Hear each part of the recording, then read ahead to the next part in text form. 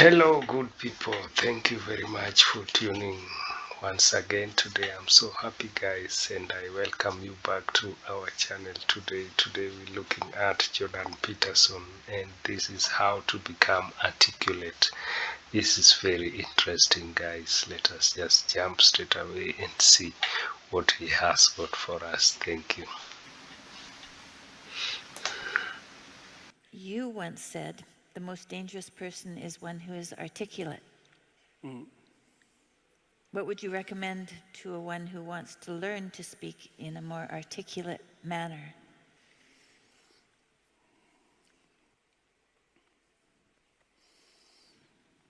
Well, articulate is an interesting word, because if your joints are articulated, and that means you can do things with them because they're articulated, right? They're not one solid, vague mass. They're differentiated. And someone who's graceful is articulated and compelling because they're articulated. And speech is a form of articulation in that manner because the act of speech itself is extremely complicated. It's a very complicated motor activity, right? It's a very complicated action to dance with your tongue, let's say. And it is definitely the case that there is no more exceptional form of the capacity to be dangerous than to be articulate. And one of the things that really shocks me, and part of the reason that my son and I and our co-workers developed this essay app, is that young men in particular are never taught this. It's like, well, why be literate? Well, do you want to be competent and dangerous, or do you want to be vague and useless? Because those are your options, and I don't care what your job is. It doesn't matter what you end up doing. If you're a plumber, I have great respect for plumbers, by the way, and you're articulate, you can negotiate with your clients, you can introduce your coworkers, you can make a case for your employees, you can advertise your services, you can think through your problems. You're firing on all cylinders. Our whole culture is based on the idea of the supremacy of the word. Our whole culture is based on the idea that it is the word itself that extracts habitable order from chaos and possibility. And the reason our culture is predicated on that is because it's a deep truth. And to the degree that our culture actually embodies that, it works. So it's a great thing to be articulate. And it would be so lovely if our educators were wise enough to communicate this appropriately to young men who are striving forward, and to let them know in no uncertain terms that if they want to make themselves into forces to be contended with, that there's no surer route to that than an exceptional poetic literacy. Now, it's not like young people don't have an intuition of this. There are reasons they admire rap musicians, for example, who are often extraordinarily articulate in their performance and their capacity for spontaneous poetic utterance. And certainly the greatest people I've met, including great warriors, you might say, are great in no small part because they're articulate. I know a former special services, special operations soldier, Jocko Willink. Some of you might know about Jocko. He's got a pretty decent online following, and he's about 4 feet wide and about 3 feet thick, and he's one tough son of a bitch. I'll tell you, you don't want to mess with him, and he knows perfectly well and is very capable of articulating the fact that his success as a eminent warrior is in no small part dependent on his ability to communicate. Because he could communicate well, he could listen to the men who were under his command. Because he was articulate, he could explain to his superiors the situation on the ground. Because he was articulate, he could make a case that the men under his command who were deserving would be promoted. Because he could think in an articulate manner, he could plan strategically and not lose battles. Okay, so that's the case for being articulate. And what's the alternative? You want to be inarticulate? You want to say ah and like and and pause and stumble and be unable to formulate a strategy, be unable to elucidate a vision, be unable to compel and convince other people, to entice them with your articulated vision of what might be. You want the opposite of that? Why would you want that? You would choose awkwardness over grace? It's preposterous. It's beyond foolish. And I cannot understand for the life of me why this case isn't made in a compelling manner, particularly to young men. And I know it's not being articulated to young men because they're dropping out of the educational realm in droves.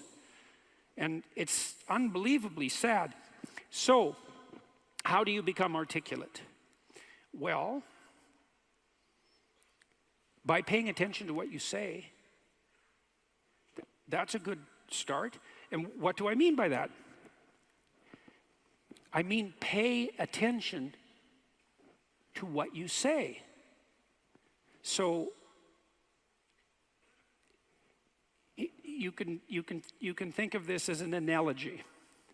So imagine that you're trying to walk across a swamp, and the swamp is murky, but you know there's a path. You know there's a path of stone under the water, but it twists and moves. And if you stay on the path, you won't drown. The crocodiles in the swamp won't devour you. And as you walk forward, you can feel with your next step where the stone might be. And then you feel it's solid. Then you take that step, and then you do the same thing with your foot again. You search, and you find out what's solid, and you step on it, and you move forward in that manner. That's what you do with your words. It's the same thing. You feel, and you feel, is this the right word?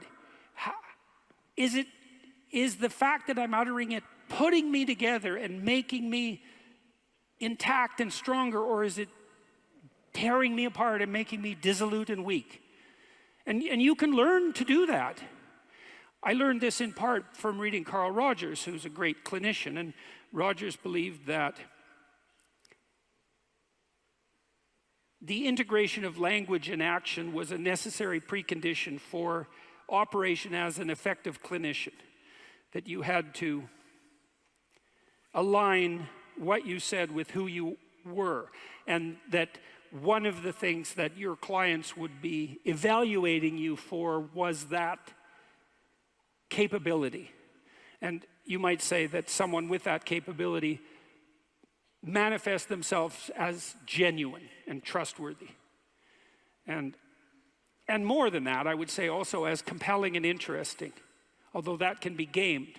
But the entire combination that emerges out of the domain of articulate communication can't be gamed. It's not easily. You feel your way. I noticed 40 years ago when I started thinking these things through that much of what I said actually made me feel weak. I didn't know why exactly, but sometimes some of the things I said didn't have that effect. They weren't accompanied by a sense of shame, let's say. They weren't accompanied with a sense of vulnerability. They were solid. And at the beginning, that was probably only about 5% of what I said. The rest of it was instrumental. It was language I was using to get my way in the manner that Tammy described when she introduced me tonight. There was an arrogance in my use of language that had to do with the desire to attain proximal victories, right? To appear smart, let's say, to win an argument, something like that. A very different idea than merely feeling my way along to see what word was appropriate for what moment. But you can learn to do that. And you can listen to yourself, and you can stop humming and hawing and using like and and fillers. And you can take the time necessary to craft your words carefully, and you can practice merely saying what you believe to be true. And you can read great writers, and you can write about what you think about the problems that obsess you. And you can become articulate as a consequence, and there'll be nothing about that that isn't the adventure of your life.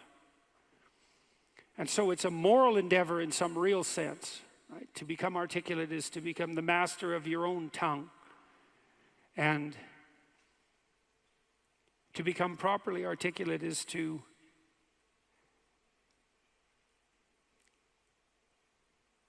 make the word divine, and to treat it in that manner, and to decide whether or not you believe that it is the case that the divine word creates the order that's habitable and good. And if you do believe that, well, if you don't believe that, then what do you believe? And if you do believe that, well, go all in. See what happens. See what happens if you become articulate.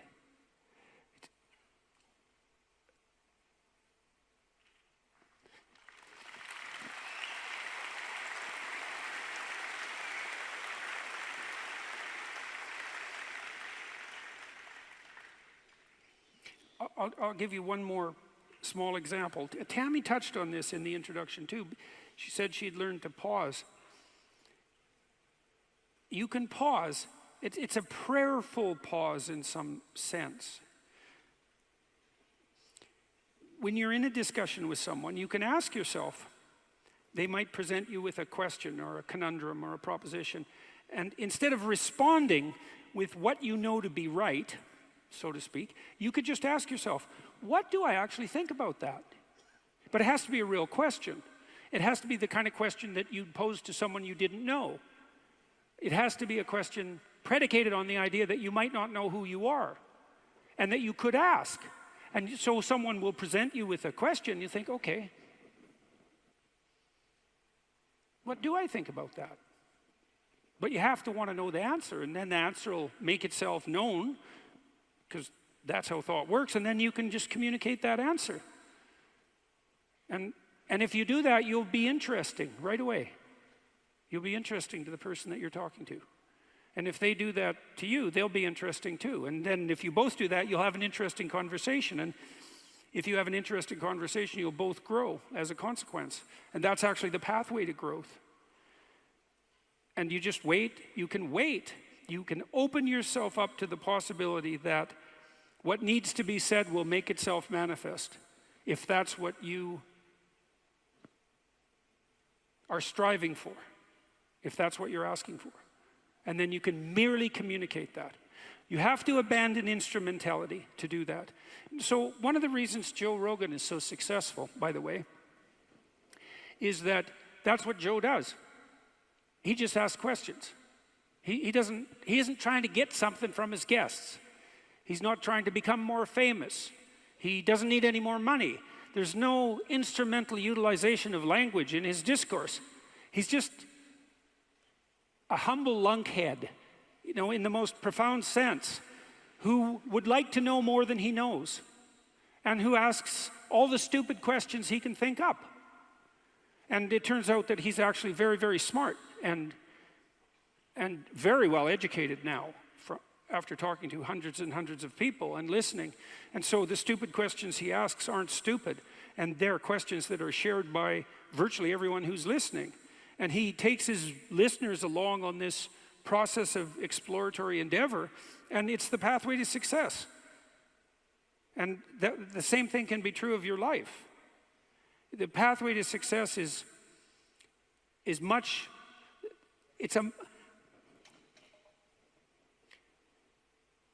if you're guided by the spirit of honest inquiry and every word you say is reflective of what you believe to be the truth, then the pathway that you walk on is a golden pathway to success. And I know that. I know that to be true.